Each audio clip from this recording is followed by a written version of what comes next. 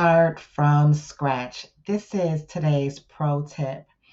Repurposing content is a great way to turn existing material into a new and exciting format like a book.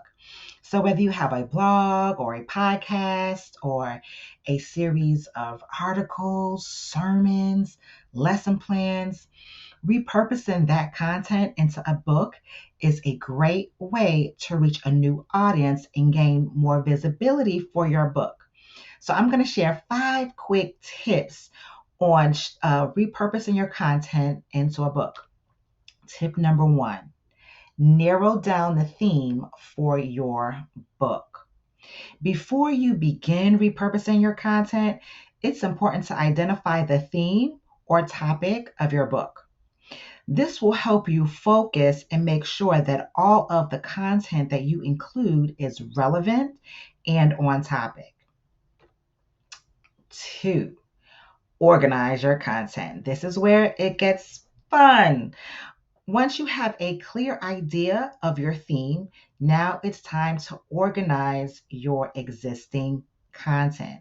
So you want to start by grouping similar articles or blogs or lessons together, and then you want to rearrange them so that it's a nice cohesive narrative or it's a nice flow for your new book. 3, expand your existing content. So while you're repurposing your content, you're going to notice that some of your existing material is either too brief or doesn't quite fit perhaps the theme of your book.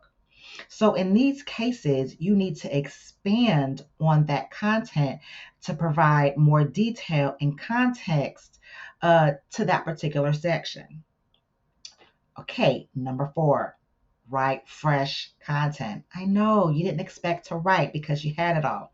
Listen, even if you are repurposing existing content, you will most likely have to write new material to fill in the gaps or provide additional information. And this is important, especially when you're transitioning from one section to the next or one set of articles to the next. You need to write transitional statements or sentences in order for it to make sense. So, when writing new content, be sure to stay true to the theme of your book and maintain that consistent tone throughout. All right, number 5, edit and proofread. Once you have repurposed and expanded your content, it's important to edit and proofread your work to make sure that it is polished and ready for publishing. I tell my students all the time, read with fresh eyes for your new audience.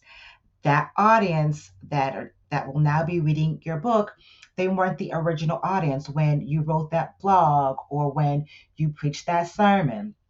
So you want to edit, read, and proofread with that new audience in mind.